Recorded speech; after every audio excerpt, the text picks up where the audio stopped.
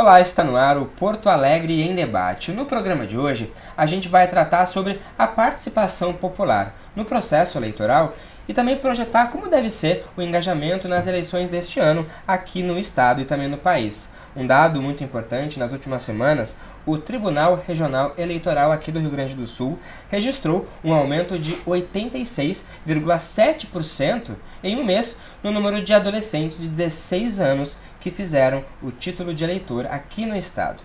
O que esses dados mostram? É o que a gente vai conversar daqui a pouco, agora, na verdade, com nossos convidados, o cientista político Fábio Hoffmann, o professor de Ciência Política da URGS, Maurício Moia, também a antropóloga Lúcia Scalco, que também preside aí a ONG Coletivo Autônomo Morro da Cruz, faz um trabalho muito bacana com os jovens aqui de Porto Alegre. Muito obrigado, convidados, pela participação aqui no programa, uma honra contar com vocês nesse debate tão importante sobre, mais um ano eleitoral. Fábio, eu queria começar contigo, assim, como é que tu tem visto a movimentação da população para esse ano, para ir votar, considerando as últimas eleições presidenciais, destacando aí, o percentual de votos que nós tivemos no segundo turno das eleições presidenciais. O número de votos nulos foi o maior desde 1989. E a soma de abstenções, nulos e brancos, passou de 30%. Números muito altos, realmente, Fábio? Esse ano, você acha que a gente pode diminuir esses números? Olá, Felipe. Olá, professor Maurício, professora Lúcia. É um prazer estar convosco aqui nessa casa. Realmente, são números assustadores ao longo do tempo. A gente tem visto crescer isso, mas isso não é um fenômeno só brasileiro, Eu gosto sempre de frisar isso. Isso é um fenômeno que acontece em muitas democracias consolidadas na Europa, nos Estados Unidos. A gente vê um movimento crescente de cada vez menor participação, cada vez mais necessária que as lideranças políticas, que as máquinas partidárias movimentem cada vez mais recursos para ir buscar esses eleitores. Agora, o que tem preocupado realmente, recentemente, é a não adesão dos jovens. Isso é uma característica que a gente tem nas democracias. Geralmente os jovens tendem a se engajar e eles são a fonte da mudança, da renovação. Mas tem havido essa desconexão com a democracia, e isso vem sendo mostrado em muitas pesquisas na Europa, nos Estados Unidos. O jovem cada vez tem se engajado mais, e isso desembarcou de vez nesta eleição no Brasil. Então, tem sido necessário essas campanhas do Tribunal Superior Eleitoral, do Tribunal Regional Eleitoral, para tentar buscar esse primeiro jovem, para ter a sua primeira experiência na democracia de fato através do voto. Este fenômeno, ao que tudo indica, ele não é um fenômeno passageiro, porque ele vem já acontecendo há algum tempo. Mas as causas desse fenômeno, e a gente vai discutir ao longo desta conversa, elas são complexas, elas não são simples. Então a gente tem aí cada vez mais um jovem que ele não se sente identificado, primeiramente com a máquina partidária, com esses partidos que estão aí colocados. Eles não veem renovação nas lideranças, isso é muito importante. Nessa eleição, por exemplo, a gente tem um candidato, os dois principais candidatos que estão na política há muito tempo. Não existe lideranças que representem essa juventude. Algumas ou outras já até abandonaram a candidatura, o caso do Boulos em São Paulo, para um projeto maior. Então a gente tem essa dificuldade de renovar dentro da máquina partidária e dentro das próprias lideranças que vão representar, que vão buscar esse voto para nos representar lá. Então é um problema que está colocado. A democracia, os processos democráticos, os processos de escolhas, eles têm que buscar ser reformulados para que esse engajamento do jovem, principalmente, ele não caia, e que um jovem não se sinta cada vez mais insatisfeito e desiludido e não representado pelas máquinas partidárias representativas que aí estão. E a gente vê ao longo da história também o quanto o movimento estudantil também esteve sempre na vanguarda pelas lutas democráticas, e o quanto eles estiveram lá no topo. E nos últimos 20 anos, os dados mostram que o número de eleitores nessa faixa de idade caiu de 3 milhões para 2 milhões. Muito significativo realmente, mostra aí esse descrédito talvez. E aí eu queria entender também, sob o seu ponto de vista, Lúcia, esse trabalho que a senhora faz também diretamente com os jovens, na comunidade, olhando de perto também essa realidade, onde eles estão inseridos. O que a senhora vê hoje, nessas conversas, nessa falta daqui a pouco de esperança, de não entender que lá no voto eles podem realmente mudar alguma coisa? Pois é, a minha experiência, eu falo a partir de uma comunidade, né, no Morro da Cruz, e eu, diferente assim, acho bem bacana ouvir o professor, né, que tem essa análise macro, que fala de tendências, inclusive mundiais. O nosso trabalho lá é bem artesanal, bem pequenininho, e a partir da escuta dos jovens. Essa semana, eu disse que foi uma feliz coincidência, a gente iniciou um projeto novo chamado Decola, financiado pelo Ministério Público do Trabalho, né? Graças a Deus a gente conseguiu essa parceria. Então a ideia são 100 jovens durante um ano. E por que isso? Porque a gente detectou que eles estão completamente perdidos. Tem esse movimento pós-pandemia, a escola que já não tem um vínculo muito forte, foi rompido. Então, assim, a gente diz que eles estão tudo à deriva, não, sabe? E a gente fez essa primeira seleção, pegamos 20 jovens, né? Aí a ideia é assim, escutar, perguntar o que tu quer, por exemplo, uma menina lá, o que tu quer fazer? Eu quero estudar. Mas ela não, aí talvez isso, até estou adiantando o assunto, ela não tem informação de nada, ela não sabe qual é o direito dela, ela não tem documento, ela não tem uma atenção, a escola não deu conta, a escola já estava precarizada e durante a pandemia, então, não sabem nada. Daí tu tem documento, por exemplo, quinta-feira, né, foi o dia que eu fui. Quem é aqui que tem o título de eleitor? Não tinham. Aquilo parece assim uma coisa desconectada, eles não têm esse vínculo com a polícia. E a minha interpretação, que ainda não é uma coisa, eu acho que passa muito desse engajamento pela tua pergunta, que é o movimento estudantil, que primeiro teria que ter escola. Para começar, o Morro da Cruz, agora o censo talvez vai poder dizer, o número, 40 mil pessoas, é um chute. Pode ser mais, um pouquinho menos. Não existe uma escola de segundo grau. Então, quando ele está no 8º ano, ele já abandona porque sabe que aquilo não vai fazer diferença, a escola não consegue abarcar, então é ali que aglutina, ali que tem. Então eu fiz várias perguntas, né, sobre essa questão dos influencers. Até assim, o jovem de periferia, ele não fica tantas horas assim na internet, porque a banda é cara, porque não é dado assim como é na elite, tu o tempo todo no celular. Não, isso tem um custo para eles ficam procurando sinal de Wi-Fi, é difícil. Então eu perguntei, eles obviamente, tem o Luan Santana, sei lá, tem o Neymar, tem o futebol ali, mas não é a linguagem deles. Eles sentem, eles são a própria exclusão, né? Mas eles não têm isso tudo elaborado, né? E falta um aglutinador. Certo. Falta uma liderança jovem, isso é um dado, né? É um desafio realmente essa linguagem, né, professor Maurício? Porque como, né, poder chegar realmente nesses jovens, as várias estratégias que estão sendo feitas aí para incentivar, né, que eles façam o título, deram certo aí, mas também uma coisa é fazer o título, outra é ir lá realmente votar, né? Também tem uma caminhada aí, né, professor? Olá, Fábio, Lúcia, Felipe, obrigado pelo convite. Bom, não só entre tirar o título e votar, tem toda a parte de se informar a respeito, né, do funcionamento, da importância daqueles votos, porque não é só para presidente, né, vamos votar para deputado, senador, governador, deputado estadual, e todos eles têm importância.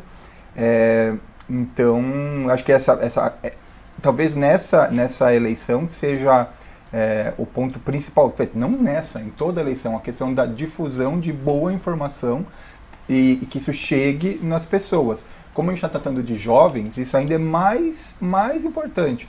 Então, acho que, tentando recuperar o que o professor Fábio e a Lúcia falaram, tentando juntar, acho que tem esse movimento de desilusão com a política, não é nem só típico do Brasil e nem só típico do jovem, isso é uma coisa de fato mundial. Mas isso, como poder reverter isso? Aí reverte, como a professora Lúcia colocou, bom, é só com educação. E não só educação para a política, como colocou, às vezes o jovem não tem nem escola, não tem nem escola. Então, acho que no Brasil ainda, digamos que esse problema da falta de interesse pela política, ainda que seja mundial e não só do jovem, no Brasil se torna mais grave com os jovens, né? Então, além de eles estarem muito ávidos, de um lado é um descompasso, que ele está ávido por informação, ele quer saber das coisas, mas ele não consegue ter acesso ou ter reconhecer os caminhos para poder se informar bem. Então, eu acho que essas campanhas de conscientização são boas, mas elas têm um efeito, digamos, efêmero, né? Porque é 1 minuto de inserção, a pessoa vai lá e vota, e vai também porque vai a turma votar, vai lá e tira o título, né? Porque vai uma turma toda, tem um mutirão, então isso, o que mobiliza o jovem gosta, né, dessa coisa de identificação, de andar em grupo, então, e depois, né, faz o quê? Porque política não é só votar, né? Depois tem que cobrar tem que lembrar em quem votou, tem que saber cobrar, poder se organizar para poder cobrar quem foi eleito. Então acho que o que faz falta no mundo e no Brasil especificamente, essa educação para a política, essa recuperação do valor da política, né, como algo que tem importância todo dia. A gente fala, é muito comum a gente falar daquele poema do analfabeto político, né? Que o analfabeto político não sabe que é dele o preço do pão, o preço do leite, tem a ver com a falta de interesse na política. E perder o interesse pela política não vai fazer a política melhorar. Então, de fato, é uma tarefa árdua, porque tem que se recuperar o interesse em algo que parece que é tão distante assim, mas não pode desistir, porque senão não tem saída. Sim, é realmente entender essa aplicabilidade no dia a dia, né, Fábio? E pesquisas mostram que muitos jovens vão fazer o título, vão votar porque os pais pressionam. Muitas vezes não tem esse diálogo como deveria, para entender que esse processo todo requer, como o professor falou, né, investigar o candidato, olhar as propostas, aí parece que é muita coisa. Eu não vou fazer isso. É um desafio também entender que isso é algo que daqui a pouco pode estar implementado na nossa prática diária. Transformar isso que é o difícil. Felipe, esse é o principal problema. É um tema muito frutífero para um debate que é muito complexo. Os 2 pontos principais que o professor destacou, o professor Maurício, essas ações dos tribunais eleitorais, elas são ações pontuais, elas não resolvem o problema, elas são a busca por um número, né, que de fato eles vão continuar caindo ao longo, é uma tendência. Então essas ações pontuais, elas são para eles terem o que apresentar, que buscaram esses jovens, mas isso de fato representa o interesse, a busca, o interesse, o jovem realmente está interessado. E aí entra outra questão, que ela é muito importante, né? Esse jovem, qual é o principal agente socializador dele, né, para a entrada no campo da política, da representação? Aí é o ponto que a professora falou. Essa questão da escola, ela é um problema, porque a escola vem se desestruturando, né, ao longo do tempo. A escola não consegue ser esse agente socializador, né, de buscar, de trazer essa compreensão da cidadania. A gente não tem um ensino da cidadania. O aluno entra no colégio e sai sem saber qual é de fato o seu papel, né, no desenvolvimento do sistema político. Então isso é muito preocupante. E outro ponto importante é a complexidade, né, que as eleições apresentam, né? Como o professor falou, esta eleição não é um voto para vereador nem prefeito, que é a eleição mais próxima que eles têm, dos agentes de liderança que eles têm. Essa é uma eleição, né, para deputado estadual, deputado federal, governador, presidente da república, e buscar essa informação tem um custo, né? Levantar essas informações tem um custo, se informar tem um custo, o processo de formação da cidadania tem um custo. E aí entra a educação. Os jovens da periferia, principalmente, eles não se sentem de nenhuma forma conectados com isso. Eles não se sentem representados. A política, de uma forma geral, por eles, passa de um universo muito distante, né? Eu tenho algumas experiências também em periferia.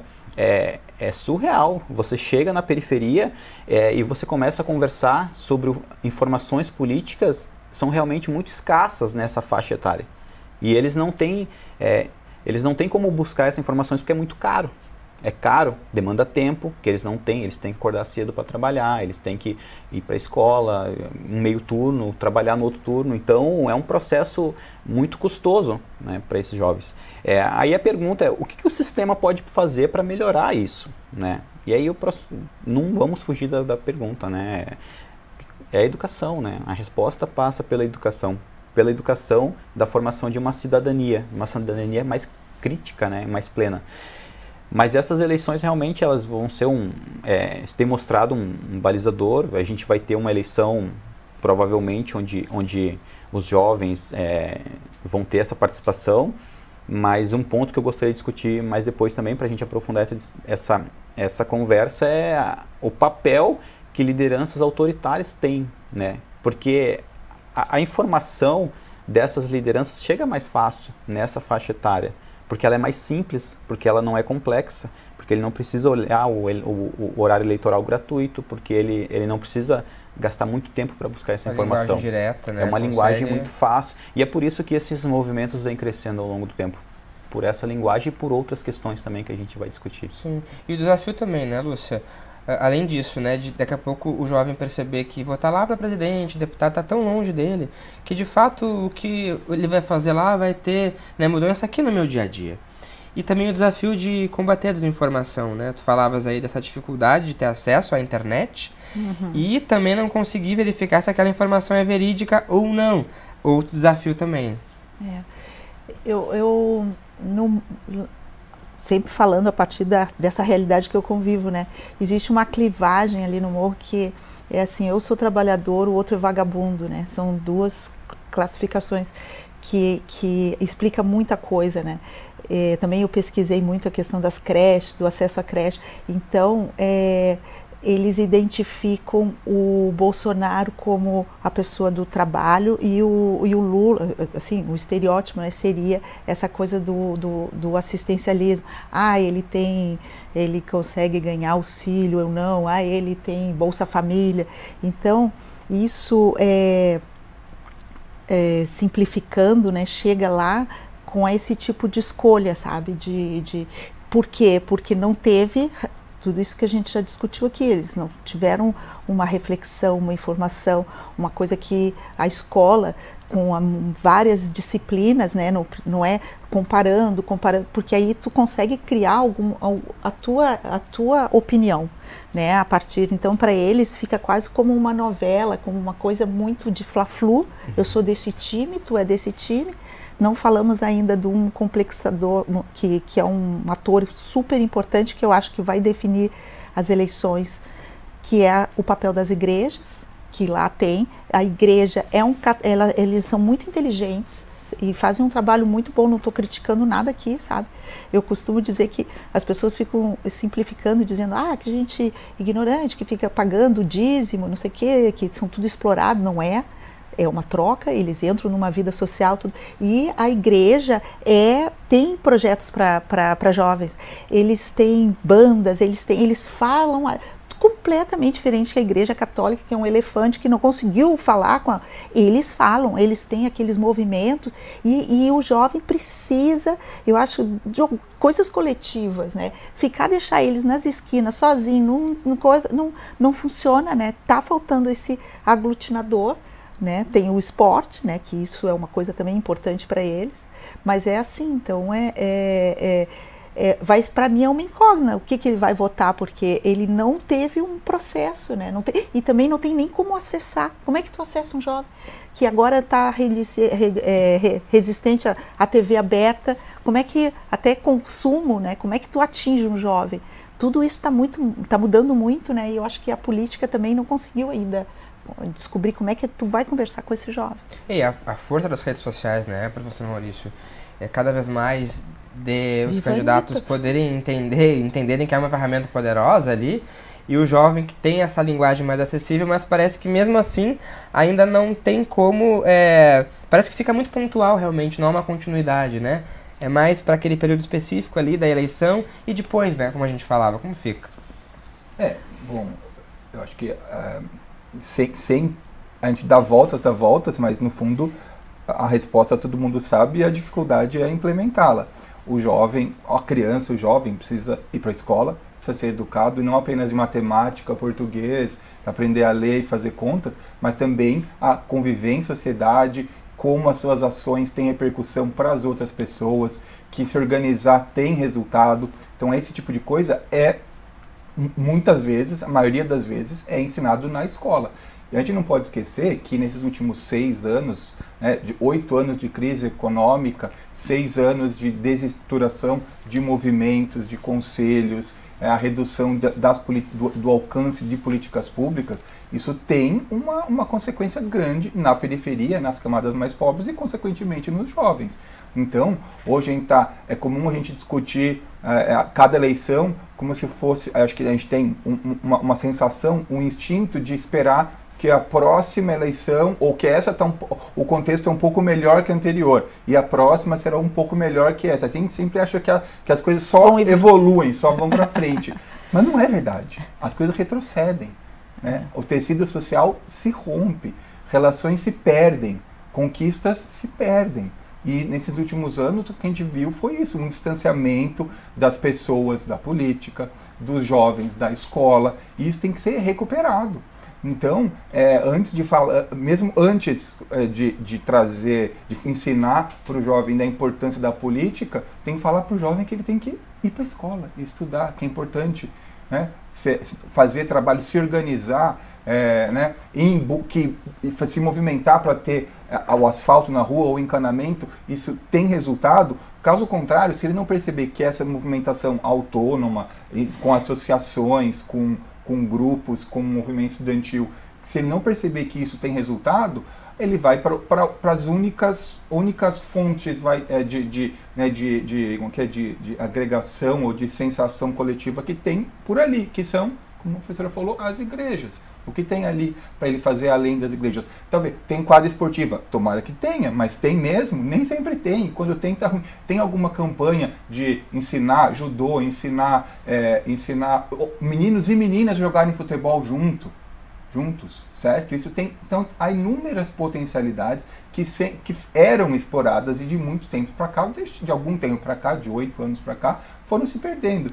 Então, acho que não tem, assim como não tem solução mágica imediata, também não precisa reinventar a roda, sabe? Nós temos movimentos sociais, as lideranças que não surgem, mas não surgem porque falta financiamento, falta apoio de outros políticos, falta reconhecimento da população. É algo que, se houver estímulo, é algo que tem o terreno está lá para ser plantado e ser colhido. Os jovens sempre são abertos a novas informações. A questão é quem dá essas informações, quais oportunidades são oferecidas para eles. Então a gente tem que aumentar esse leque de informações, aumentar esse leque de oportunidades para que possamos recuperar esse movimento, esse impulso que vem da juventude, que de fato retrocedeu, né?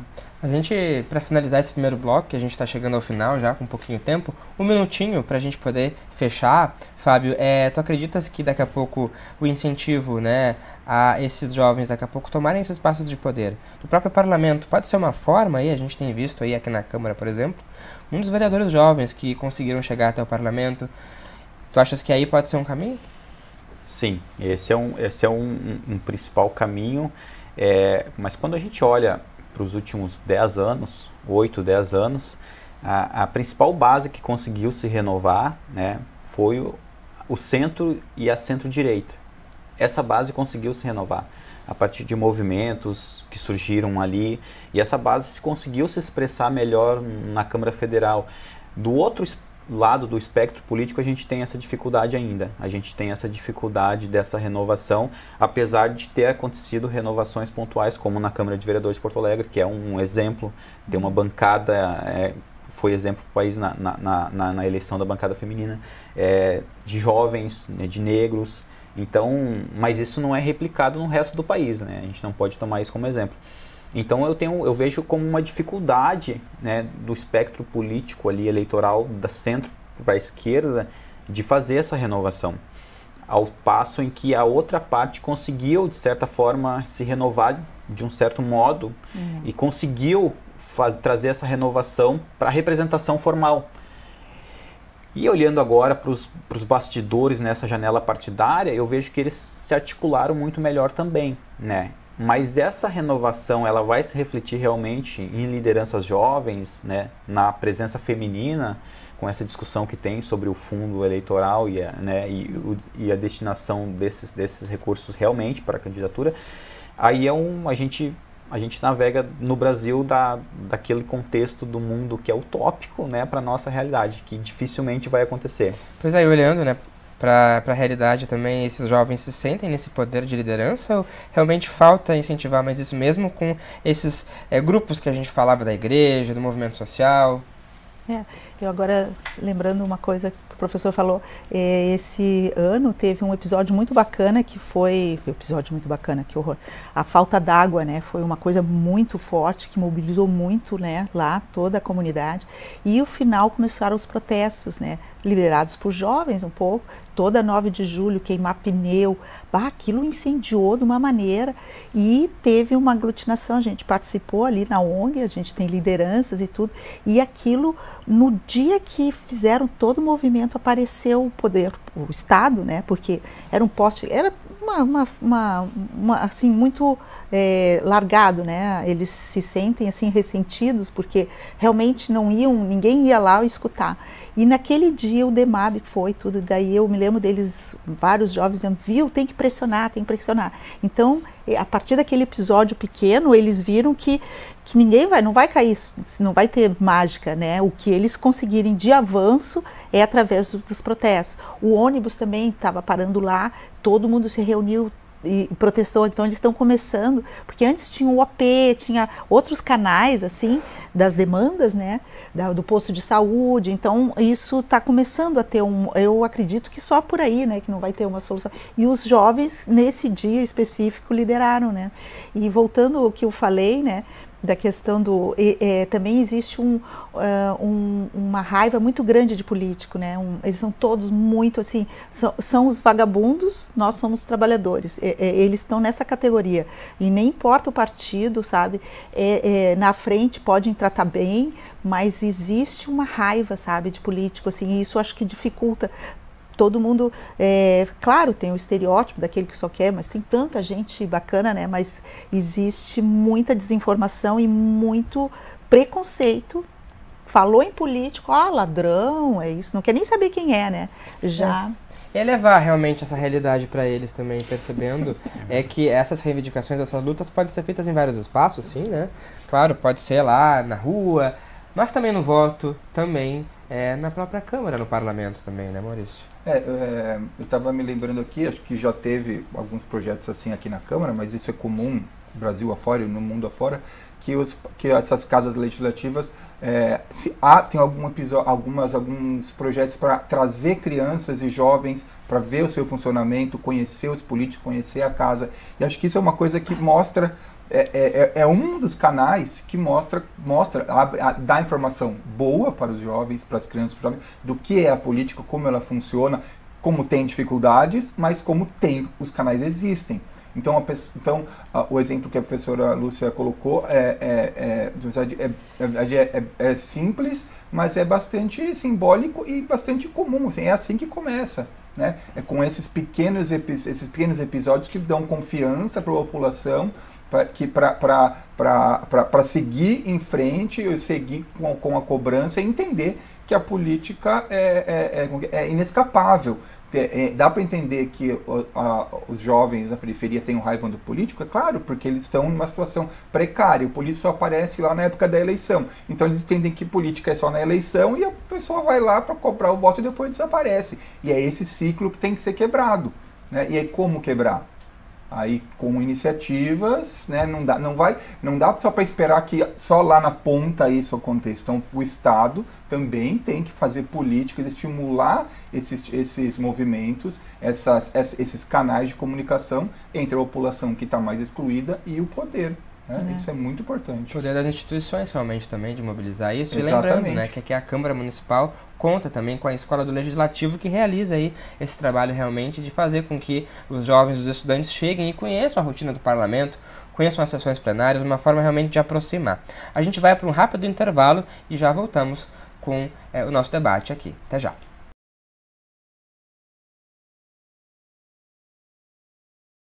Nós estamos de volta com o Porto Alegre em Debate, hoje tratando sobre o engajamento da população para as eleições aí deste ano.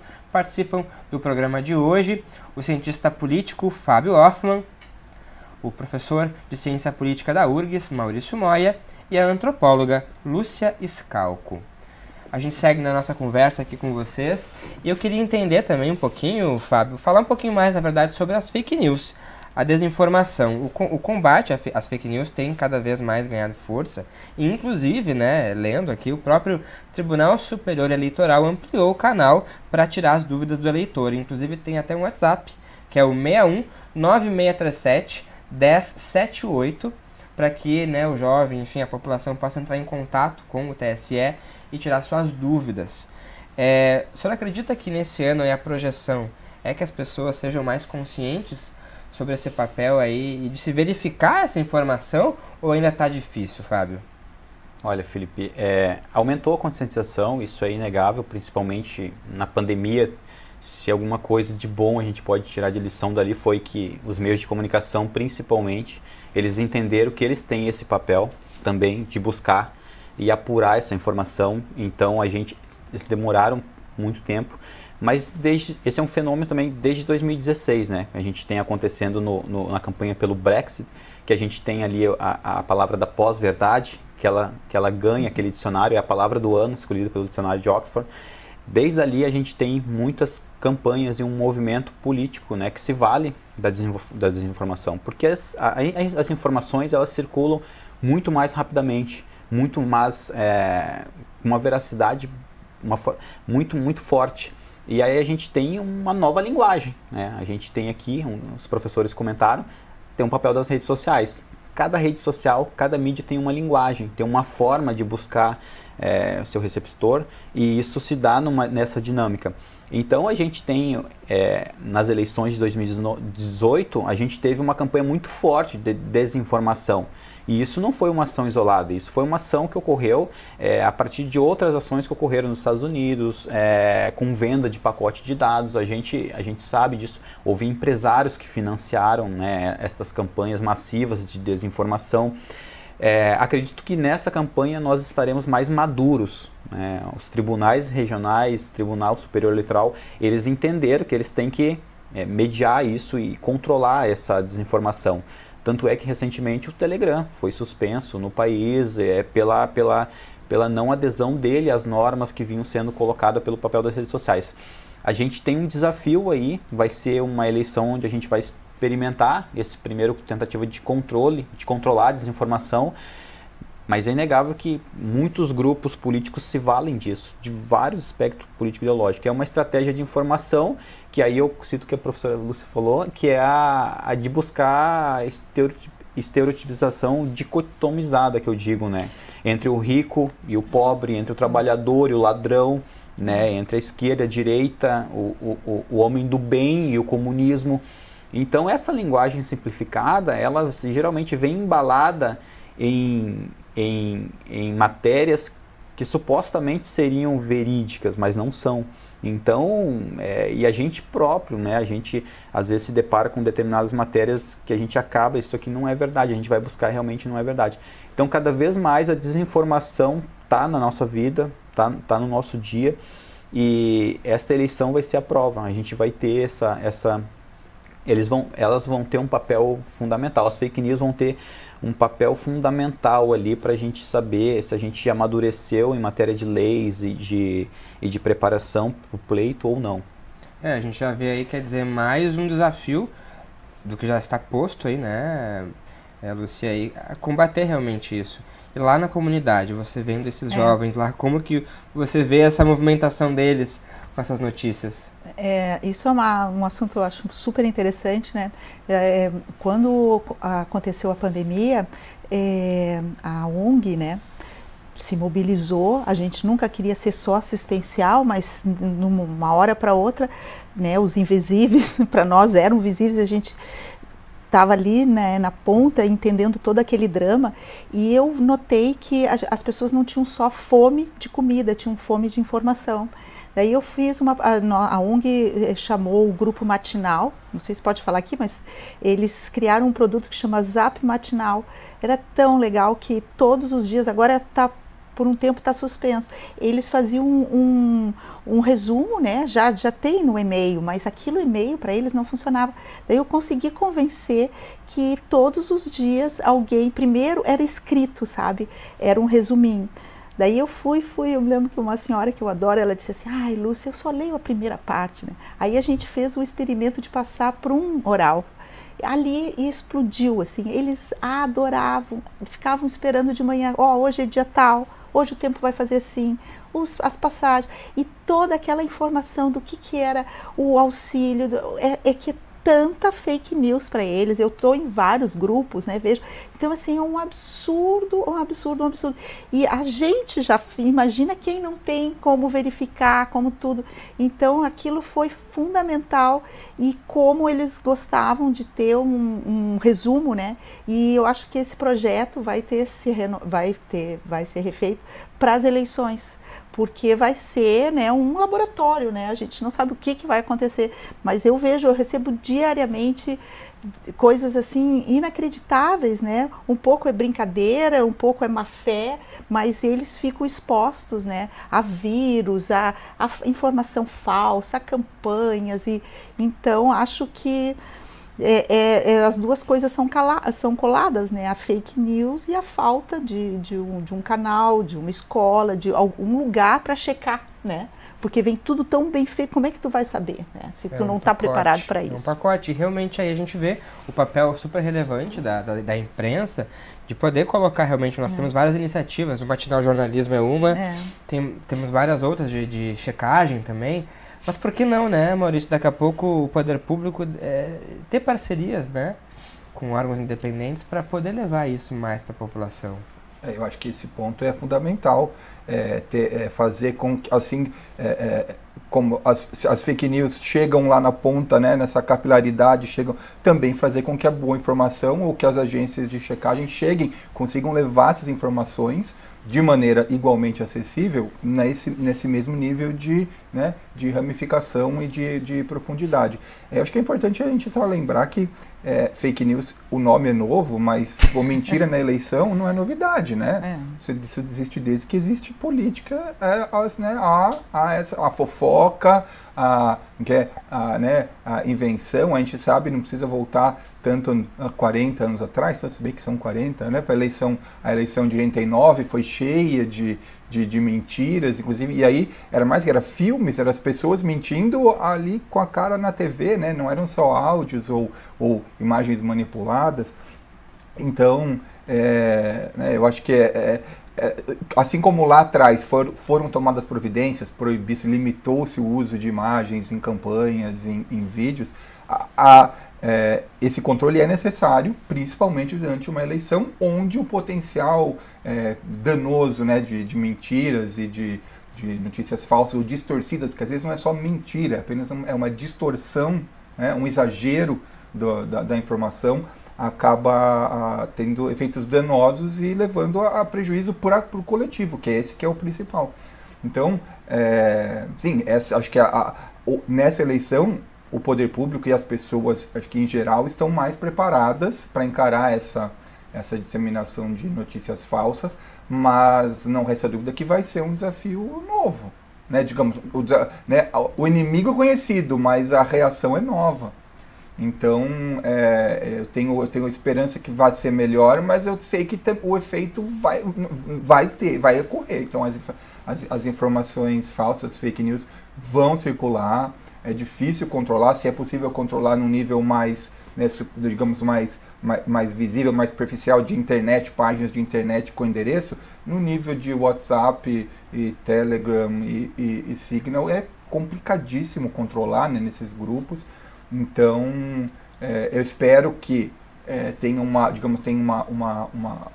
muitas iniciativas, como essas que o Felipe colocou, de parcerias do poder público e de agentes independentes de checagem, mas que isso não fique apenas digamos, né, a gente fala o mainstream, na mídia, na grande mídia. Isso tem que chegar mais simplificado, mais ágil, das mesmas pessoas que são as principais prejudicadas, digamos assim, pelas informações falsas. Acho que esse é o desafio que é maior, ter essa mesma capilaridade, essa mesma ramificação que as notícias falsas têm, as agências de checagem chegarem lá. Me parece também que os criminosos cada vez mais, né, estão querendo superar e ficando mais difícil também para que a população possa analisar. E aí eu queria entrar, Fábio, na questão da importância do papel das lideranças nesse processo também, e de daqui a pouco poder trabalhar com uma verdade que não seja a sua verdade, né? Tem muito isso também. Algumas lideranças trabalham, essa é a minha verdade, e fica nessa disputa realmente dicotômica. Realmente. Felipe, a gente tem aí um universo, né, de informações onde cada vez mais ele leva à polarização, né? Ele leva à dicotomização. E isso é a linguagem da mídia, né, dessas novas mídias que estão surgindo. E aí a gente pode debater a formação algorítmica dessas novas ferramentas que vêm surgindo. Elas tendem a levar sempre para a polarização, elas vêm acontecendo isso, e por trás disso elas têm as suas estratégias de marketing. A gente não pode dizer, quando a gente fala em redes sociais, cada rede social tem sua estratégia de negócio. Qual é o modelo de negócio? Isso a gente tem que entender, porque por trás disso está a nossa coleta de dados, está o uso desses dados para fins de publicidade, de comercialização. Então a gente tem um problema que é bem complexo, né, que é o surgimento dessas novas ferramentas de comunicação, no qual cada uma tem uma linguagem, como a professora Lúcia falou, se você mandar um texto, ninguém vai ler, as pessoas não vão ler, as pessoas preferem um meme, que a informação venha num formato de um meme, um áudio, por isso é que o áudio viralizou. O áudio, as pessoas conversam muito por áudio, por essas ferramentas mais velozes. Então a gente tem aí essas novas linguagens se formando, mas ao mesmo tempo é muito difícil de controlar, porque a circulação dessas informações, dessas fake news, elas são muito intensas. Em alguns casos, como uma ferramenta do Telegram, você não consegue controlar nada. Ali é um submundo, circulava de tudo ali, circula ainda de tudo. Então são universos no qual deve haver um controle, né? Isso tem que se estender lá. Mas isso ainda, eu acredito que a gente não tenha chegado maduro para essa eleição. A gente ainda não tem essa implementação dessa regulamentação total, isso por diversos motivos. A gente tem interesses, a gente tem grupos políticos que não têm interesse que isso seja regulamentado, porque isso também é uma estratégia político-eleitoral. Então, a gente tem isso dos dois lados. A gente tem a informação circulando e a gente não tem ainda o interesse que isso seja regulamentado e aplicado de forma prática. E quando a gente olha para os outros países, a gente vê a mesma situação, sabe? E quando a gente olha para países, inclusive, com altos índices de DH, né, países ricos, a gente tem o mesmo fenômeno acontecendo.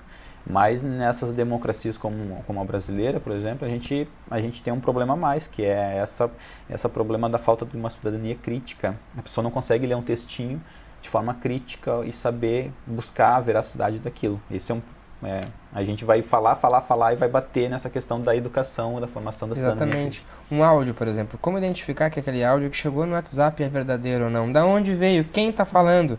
Antes do que a gente via no jornal como verdade, hoje a verdade parece que espalhada por vários cantos. Com certeza. Eu acho um ponto importante que o professor falou e que talvez na minha fala não tenha dado tanta importância, mas qualquer solução, se a gente pensar qualquer coisa, é lá que vai ter. E talvez, dentro das comunidades, tem articulações, só que elas não têm canal, assim, muito, né? Eu estou pensando, assim, na CUFA, estou pensando de vários movimentos, assim, que existem, sabe? Do movimento negro, de resistências, que tem lideranças e e eles têm tem pessoas, celebridades dentro do YouTube. Eu gosto muito do YouTube, sabe? É muito democrático. E é um mundo lá dentro que a gente não tem acesso, sabe? E eles estão se articulando. E acredito que tem uma desconexão, sabe, disso, comecei contando, né, desse movimento da água, que começou pequenininho, mas que ficou uma articulação. Então, a resistência é ali que vai acontecer alguma mudança, acredito, né, e eu acho que está bem claro que nada vai cair do céu, sabe, tudo vai ser através de pressão. Isso eu acho que todo mundo já sabe. Então, e também é uma panela de pressão, né, sabe? Tem muita, tem uma miséria, uma pobreza, eu às vezes fico pensando, né, o que vai acontecer, né? Porque o cenário, assim, acho que já está pronto, montado, né? Qualquer hora alguma coisa, assim, de revolta vai acontecer na minha... Pois é, ainda o movimento, ele parece às vezes, né, Maurício, ele é meio cíclico, assim, né? A gente, passivo, na história, percebe que parece que algumas coisas voltam, regridem talvez, mas eu queria entender também, pensando, projetando esse ano também daqui a pouco, né, com o que a gente estava falando aqui, a expectativa é que a gente possa ver, para além, né, das cotas partidárias, uma maior adesão de mulheres, negros, jovens também, nessa disputa eleitoral? Olha, no que depender dos políticos, não. Não, né? Acho que como a gente estava falando, essas mudanças elas têm que ser conquistadas, elas não vão ser conferidas, doadas, né? A gente viu, recentemente, o Congresso votou anistia para eles mesmos que descumpriram as regras que eles tinham, né, criado alguns anos antes, com relação à aplicação dos recursos para as campanhas de mulheres e de pessoas negras. Então, voltando, acho que tem que partir do poder público esse incentivo para essas lideranças mais diversas, do perfil comum do homem branco de 40 anos, que é o perfil do nosso Congresso, porque para que as lideranças que existem, que elas não estão sumidas, elas estão um pouco invisibilizadas, com menos recursos, mas elas existem, esses movimentos existem.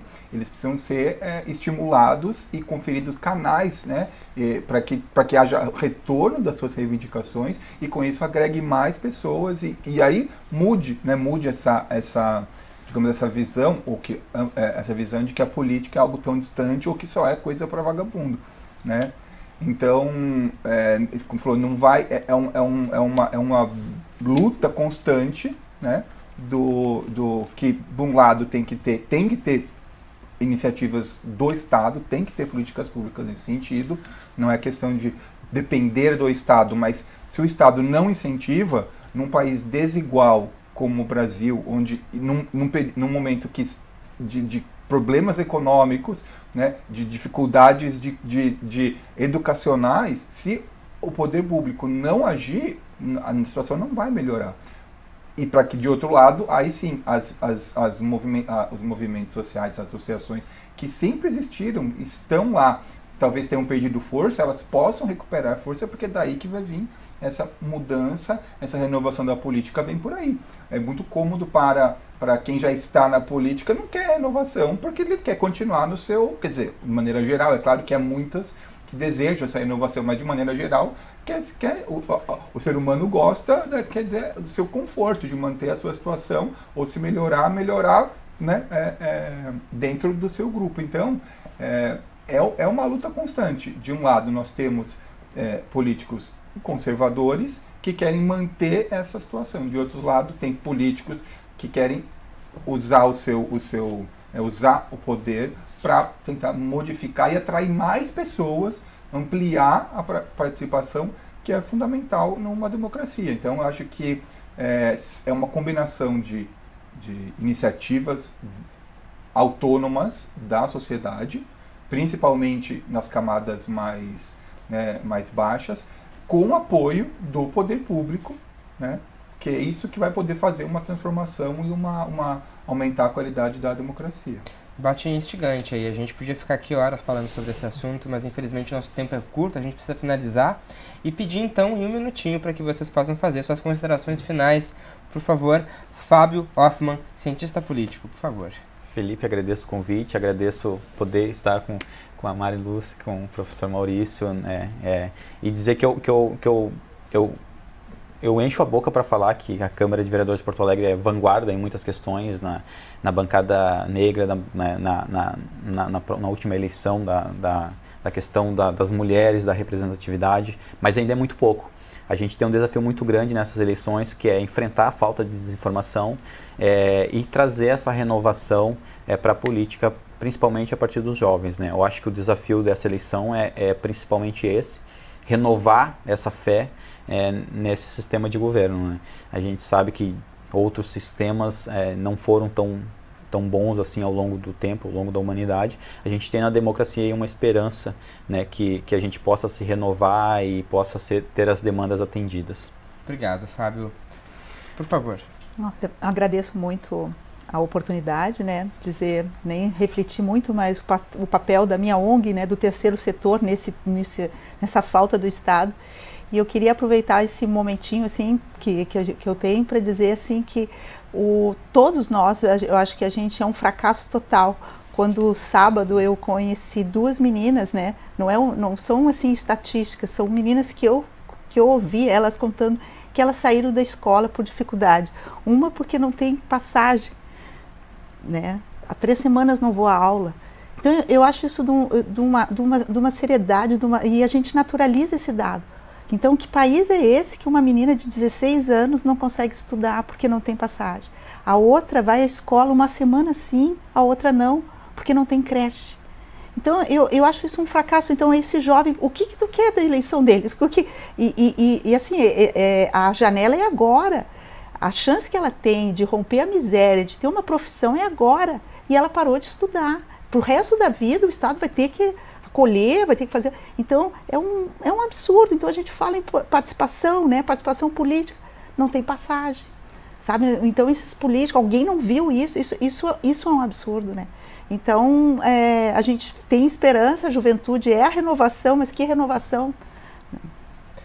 Certo, Lúcia Scalco, antropóloga, obrigado aí. Reflexão que fica para todos nós aí, principalmente aqui no parlamento. Professor Maurício, por favor. Eu agradeço o convite, foi um prazer estar com vocês aqui.